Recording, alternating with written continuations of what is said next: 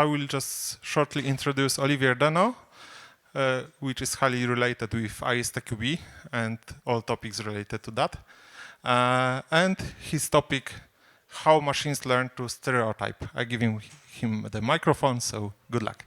Thank you so much. Dzień dobry, everyone. I know that there's probably a better word in Polish to say good afternoon, but my Polish is very limited, you know.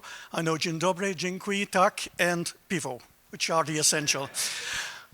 Yeah, that's not bad. I can live with that. So if you came, by the way, for Houston, we have a problem. This is exactly the same presentation, but I changed the title a little bit. So that's how machine learned to stereotype.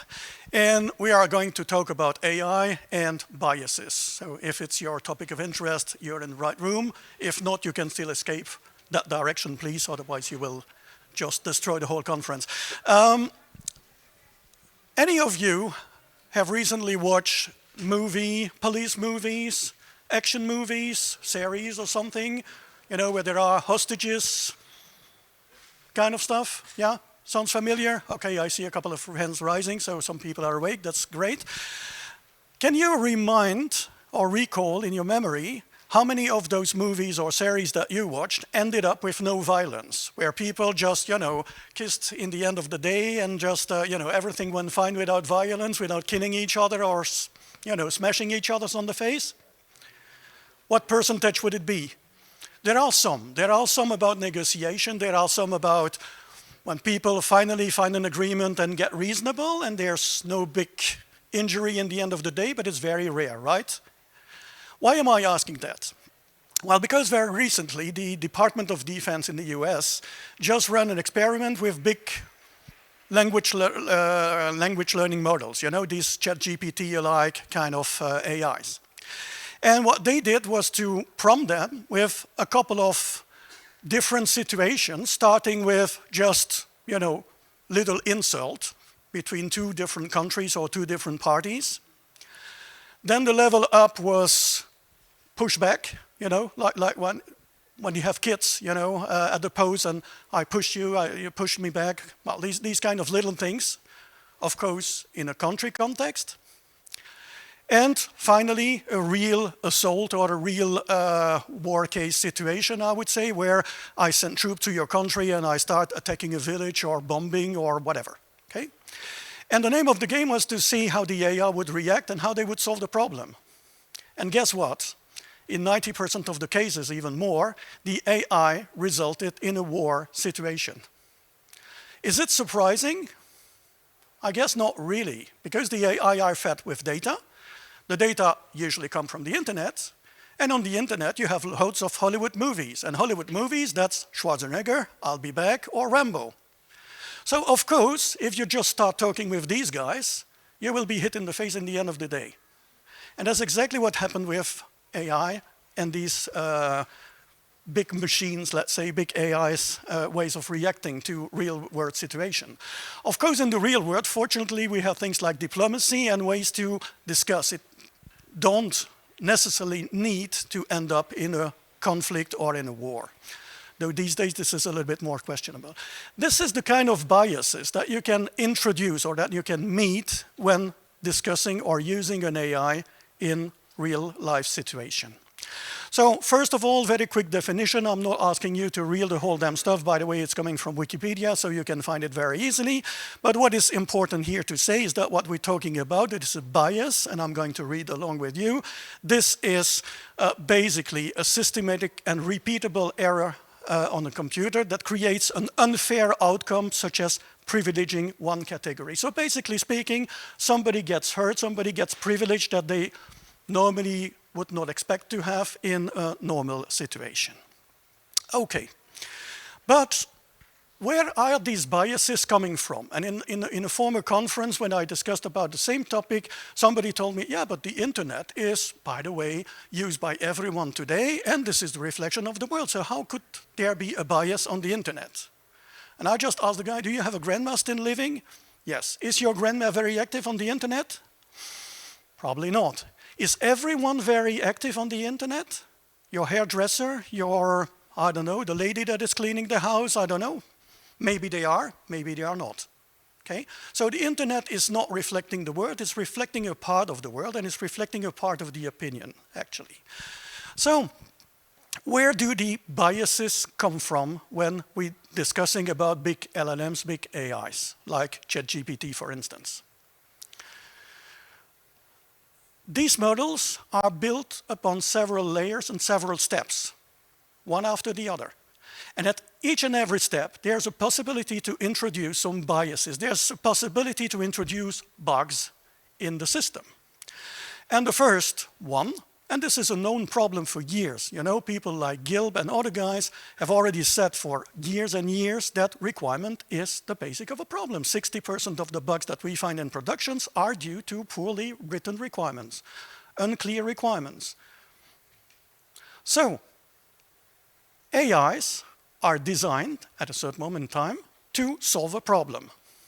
And if the problem is not well put, then of course you will bring the wrong solution to the wrong problem, or the right solution to the wrong problem.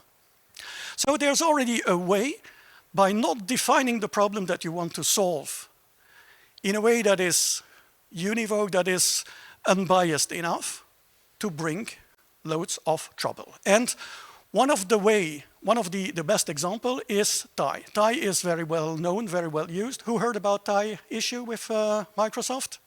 I see a couple of people nodding. So TIE is a chatbot. That's just a chatbot.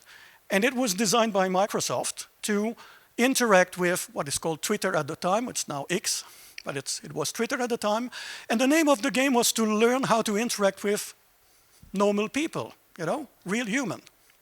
And a couple of trolls just discovered that TIE was a chatbot and not a real human, and they started to feed TIE with loads of very offensive comments, racistic, you know, against women. And after 24 hours, not even a day, TIE had become a very, very racist monster, hating women, willing to have sex with everyone, you know? Yeah, but that's the kind of stuff that you get when you just define a part of the problem, which is, I want to interact with humans. Okay, but what are the filters? Okay, so that's what is happening when you just fail to describe the problem in a proper way. After that, you have another layer, and that layer is training data. So when you want to build a big AI, a big language learning model, you need to feed it with data.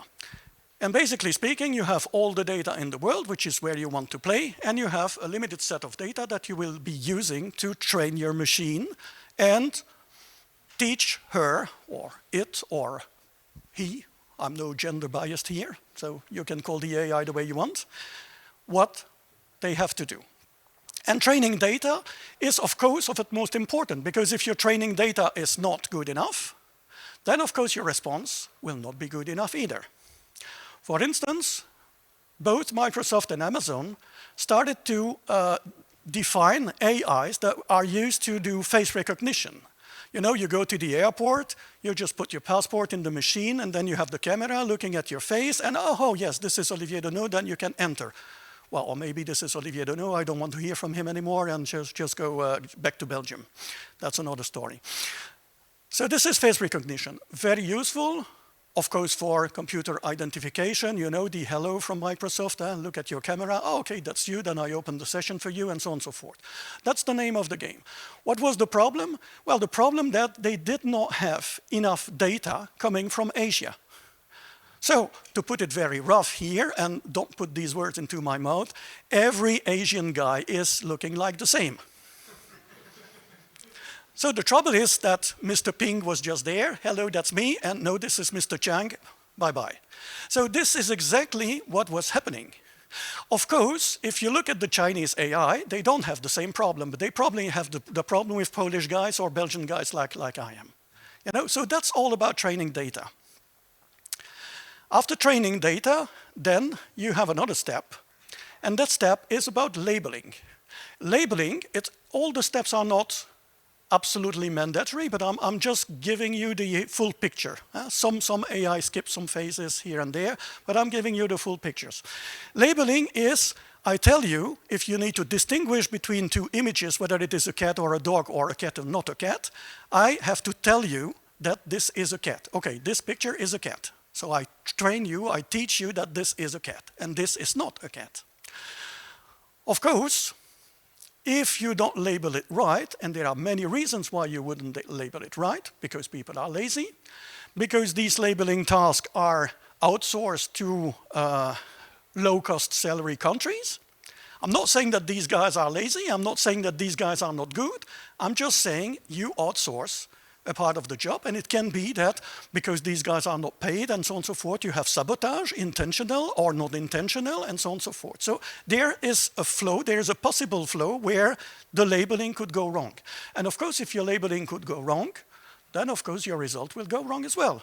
And we have as well, and this is about the definition of the algorithm, some adversarial techniques. You've probably seen these videos of guys wearing a t-shirt with some kind of pattern, like it looks like a QR code or something. And these guys are just showing off in front of the camera and say, hey, this is IKEA kind of furniture, piece of furniture. No, I'm a guy, but I'm just wearing a t-shirt. So adversarial techniques also can fake the AI there. That's not a bias, but this is a side effect. After labeling, you have another stage, that is the algorithm processing. And of course, if you choose the wrong algorithm, or if you choose an algorithm that is not strong enough, or that is not fine-tuned enough, then you come to something that goes completely weird. Here I have another example. I will skip that one, and we'll come to the more interesting examples later. After that, you eventually have a phase, and this is definitely happening with ChatGPT, that is called reinforcement or supervision. Why is it there? Because of Thai. Remember my example with Thai, where a nice little virgin chatbot is just becoming a kind of terrible monster? Well, they don't want to have that anymore. So if you go, if you're a little bit into image processing, for instance, you go to any kind of AI today that is processing images, I don't know, Midjourney, just call them, I make no advertisement for anyone, unless they pay my salary. And then you try to put something rude or something that is potentially offending. Well, then you get no result. I'm sorry, my algorithm is not able to do that. Probably you did something wrong, and please retry. Then you retry, it doesn't work. Of course, if you put something like prostitute or something, it will not work. That is definitely for sure. There are ways to work around, and there are people who are paid to go to work around so that they can do the reinforcement and supervision much better. Sometimes, of course, it doesn't work fine either.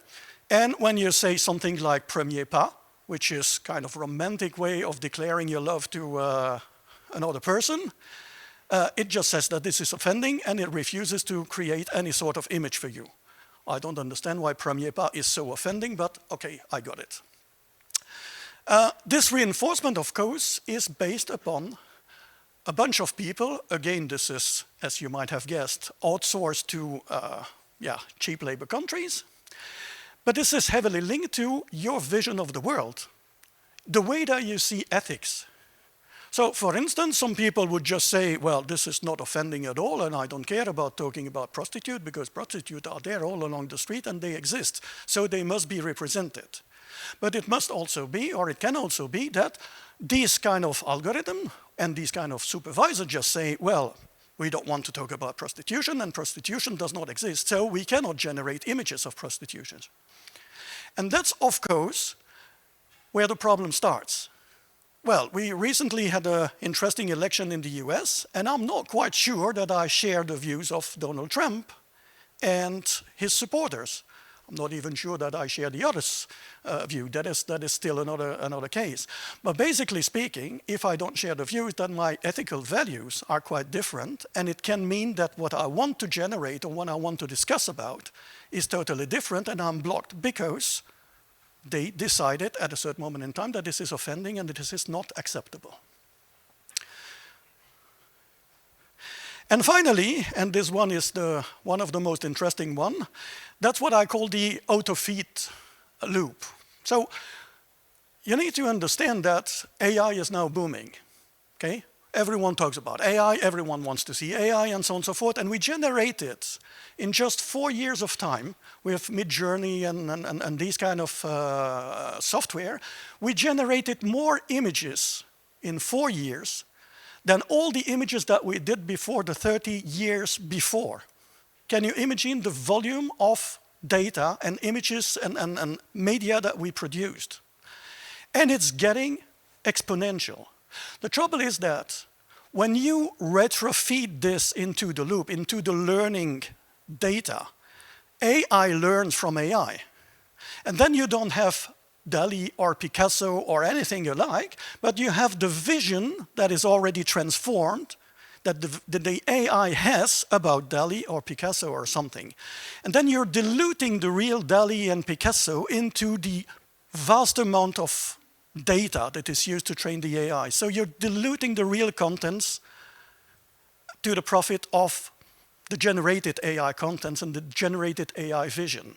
And this is absolutely serious because there's been university studies showing that if AI is trained with their own data in this kind of auto loop, the diversity, and I'm not talking about gender diversity and so on and so forth, but just the diversity of the result, including this gender diversity or whatever kind of diversity you want to talk about, is getting worse and worse because it's auto-feed. So,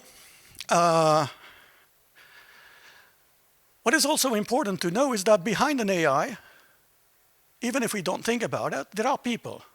AI is there in our life for loads and loads of years. If you're taking a loan at the bank or if you're taking a car insurance on something, for years you have these kind of smart programs or smart pieces of code that are just saying, okay, this guy is trustful and he's got enough money and he will pay or he will not pay and he does not receive the loan, or he's at risk because he's too fat, or he's at risk because he had too many accidents with the car and so on and so forth.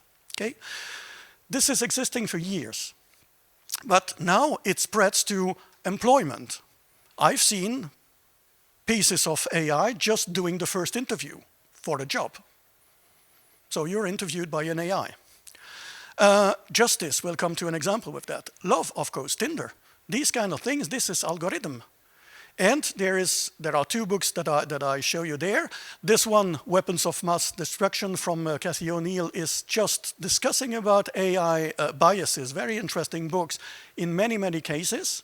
So very, very nice book to hear and to read, sorry, if you're interested in this one. This one is only in French as far as I know, and this is about a journalist that is very preoccupied about her Tinder scoring. So she is single and she wants to find, love or the partner or whatever. And she discovers, of course, that Tinder scored her some sort of way. So she is having some kind of sexual or appearing or whatever kind of sexy score, and she wants to know the score. And of course, Tinder doesn't want to tell her exactly what her score is all about, and so on and so forth. And this is the whole book. It's a little bit disparate. If you can't read French anyway, it's not accessible. But it's just to say that the pain and the frustration is there, and this is a real human writing that. Okay, justice. This case is very well known. This is used in the US, and it will probably be used a bit later in Estonia or other countries. And this is where AI just scores people who are committed, who had committed an offense. They score these people based on a questionnaire, 250 questions-ish. And based upon that, the scores just predicts the likelihood of recidive. So how much, what is the probability that they commit another offense in a short period of time, okay? The case is very well known. There were two guys that were arrested at the same time or in the same day. One is Vernon Prater, and Vernon is he's a real bad boy. He was stealing, he was caught, but the scoring that he got was 3, so the probability of recidive was very low. And the second one is Brisha Borden. That's a teenager, a little bit difficult teenager, but not the kind of guy that would steal in a shop or something, just misdemeanor, minor misdemeanor. And she stole a bike that day because, well, she thought it was a good idea. Then she realized that definitely it was not a good idea. She was willing to bring the bike back to the owners, and she was caught by the police, by the way, because one of the neighbors had spotted her stealing the bike, and police was waiting for her. So she was arrested. She got an 8 score. Trouble is that Vernon committed an offense quite immediately after he was released on probation. Brisha didn't got the chance to go on probation because her scoring, and her life was destroyed. And as far as I know, she did not commit any extra offense ever since. And the judge said, well, I cannot recall if AI really made the decision or helped me make the decision or whatever. But this is still there. And the trouble is that nowhere in the questionnaire, of course, you clearly understand where the bias is there. She is a black lady, he is a white guy. And basically speaking, nowhere in the questionnaire, nowhere in any of the 250-ish questions, neither the gender nor the skin color was asked. So this is just inferred by the AI based upon your data. If you live in a certain neighborhood, well, sorry, I guess it's like for the car insurance. If you're living in a certain neighborhood, it might be that your, it goes a little bit higher. So yeah, Estonia thinks about that. Oh, another interesting one. This is kind of auto-fed loop. Chicago police decided at a certain moment in time to go for, Minority Report. Remember with Tom Cruise, I can predict where the next murder will happen, blah, blah, blah, blah. This is it. So they designed an AI. They fed the AI with, with their own data, so there's no possibility. It's not coming from the internet, it's just coming from their own records. Okay? And the name of the game was to predict where in the city the next crime would happen, or what is the likelihood that the next crime would happen in this area of the city. Interesting. And you know what happened? It worked in the very beginning. Okay, based upon the data, this area is where the crime will happen next. So what do you do as a policeman? You send policemen there, and these guys are just watching. And these guys are policemen, so they don't eat donuts all day, they just look for crime. And when they look for crime, they find crime, because it's very boring, so they have to find something, and they have to justify that they are there, so they find crime. And of course, because they find crime, the score rises, it's fed back to the AI, and then, oh, this neighborhood is likely to have more crime coming. I know what's going on. Then you send more policemen that find more crime, and so on and so forth. And at a certain moment in time, all the policemen of Chicago are on the same area, and all the rest is free for any burglar. Funny enough, no? Another interesting part of the artificial intelligence and biases, it's about explainability. Explainability is, well, AI is quite a complex matter, and you don't know why you get some results at a certain moment in time. Because you have a model, it's quite complex, you tune it at a certain moment in time, you train it, most of the time it goes fine, and sometimes it hallucinates or you get something that is completely weird. And what is very important to me is that I can explain why. I can explain what went wrong. And on top of that, I can detect that this is wrong. If these steps are missing, to me, we have a big, big problem. Explainability, I'm translating a lot of documents. I'm a French-speaking guy. I get the syllabi from the ISTQB in English, and I translate them into French. Okay? And I'm using an AI to help me, DeepL not to name it, which is a good tool. All in all, it's not a bad tool at all. But we discovered recently that if we're using the local glossary, which is making sure that one term that you define and you translate in a certain way is always translated the same in further documents and so on and so forth, which can vary a lot depending on the source of AI. For instance, testing in French can be translated into tester, or can be essayer, or can be something else, okay? And we want to have one single term for this particular word. And if we activate it or not, we have sometimes sentences that are completely wrong and completely meaning something different. Here, well, I'm not sure that you can read French, but basically speaking, what is the difference was that the sentence was completely changed. And we were talking about reviews, and the right meaning of the translation would be doing reviews. We have a big chunk of document that we chop into small parts, and we review each and every part separately. And it was translated like, we have a big group of people, we chunk the group into a smaller group of people that review the whole document. It's totally different, okay? And the way it was translated was totally different. Now, and oh, by the way, that translation difference was only when we were activating the glossary. And you know what the fun of it? There was absolutely no need to activate the glossary because there was no defined term in there that was matching with the glossary. So it was just activating a function that was absolutely useless in this translation case, but changed completely the meaning of the sentence. Now you can say you can legislate. This is one of the reasons and one of the solutions that we can use to make sure that the AI are not biased and that we don't hit the people while using our beloved tool.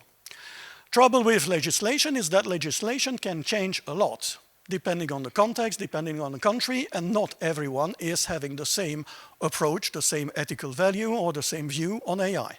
For instance, and I just put there China and the US, but you can put Korea, you can put Japan, you can put France, you can put whoever you want. It doesn't matter. We have all different views on AI, and these views can matter a lot. And on top of that, I'm going to show you a small interview of Mark Zuckerberg, and he was called by the American Senate to explain a little bit how Facebook was working and why it was not a monopoly and blah, blah, blah. And you get the question from the senator, and you will see the reply from Mark Zuckerberg. And look at his face and look at the question. I hope the sounds, oh no, the sounds doesn't go. Aha, aha. No, don't worry. I'll make the show for you. So basically, the senator is asking Mark Zuckerberg if Facebook is supposed to stay free forever. And Mark Zuckerberg replies, yes, there will be always a version of Facebook that will stay free forever. This is, and then he uses the marketing gimmick because we want to help the world, blah, blah, blah, blah, make it better, and so on and so forth, okay? And then the senator comes back and say, okay, but if this is free, how do you make the money out of that?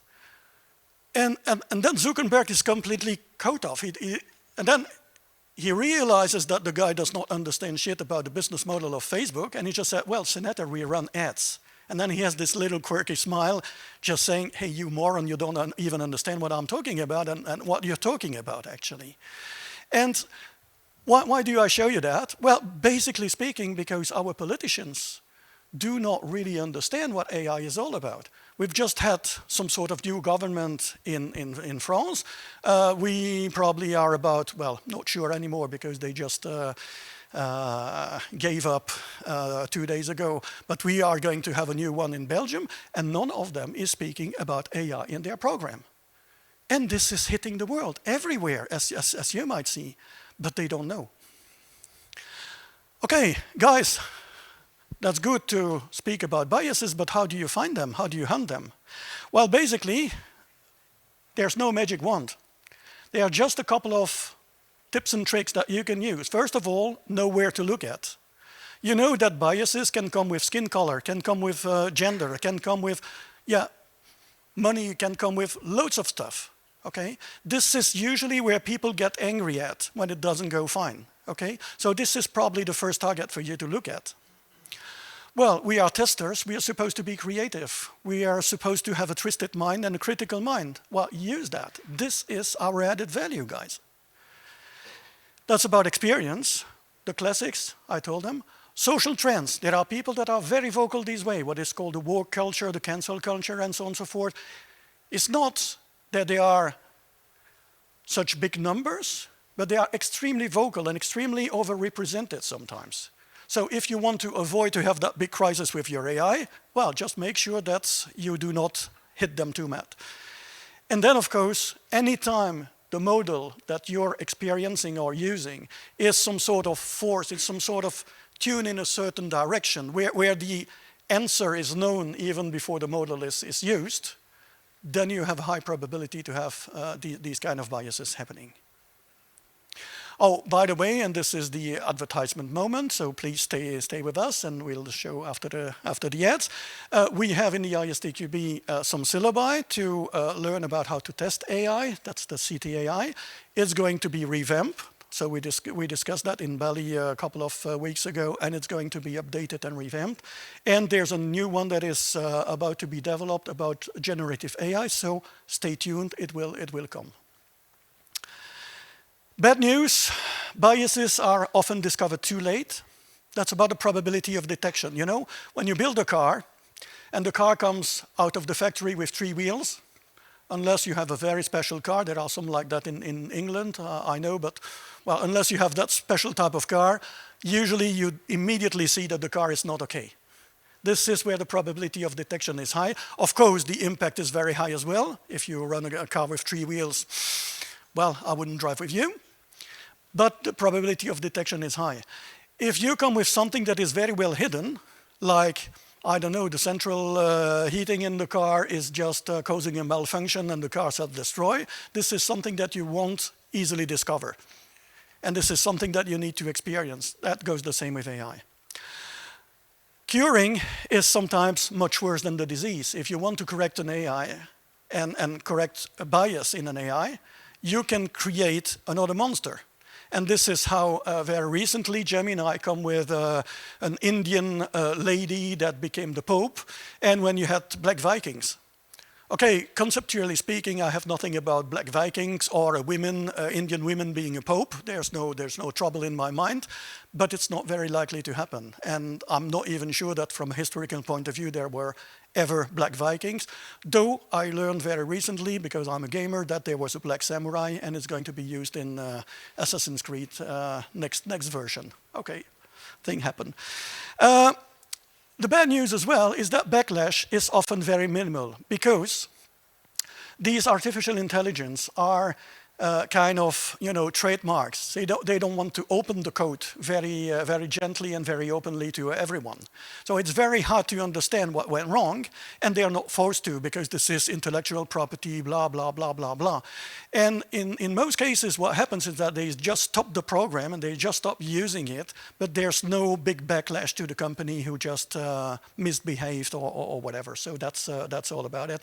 And these algorithms are inherently secret and are bound to remain so. That's about it. So how to confuse machine learning? Well, check your data. Don't forget that you can very easily move.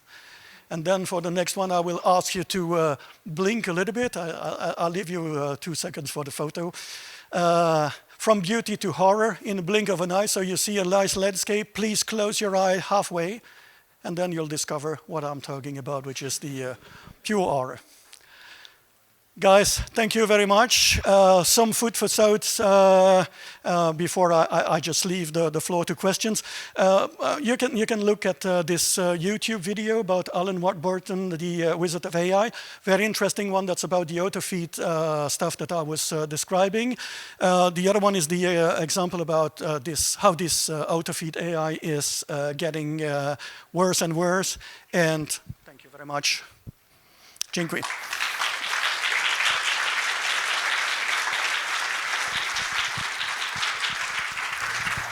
I think we have time at least for 2 or 3 questions. Who want to ask some question?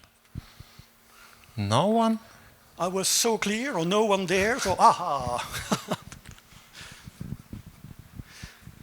I will ask the question, maybe others would follow my example. In the labeling, I just wanted to ask what's common between a kitten and 2 kissing ladies? What is the same, a kitten and 2? 2 ladies kissing. It's just a matter of ethics, If 2 kitten kisses, I think that nobody cares. If 2 ladies are kissing, it might be offending to some people. So maybe you say kitten kissing and you get some images, and if you distort a little bit reality, you can have the kind of image that you're looking for. Maybe. Another question? Oh, guys, please. Okay, so if you don't have any question right now, you can find Olivier in foyer and talk with him. Thank you once again for your presentation. More than welcome. Dziękuję. Thank you very much.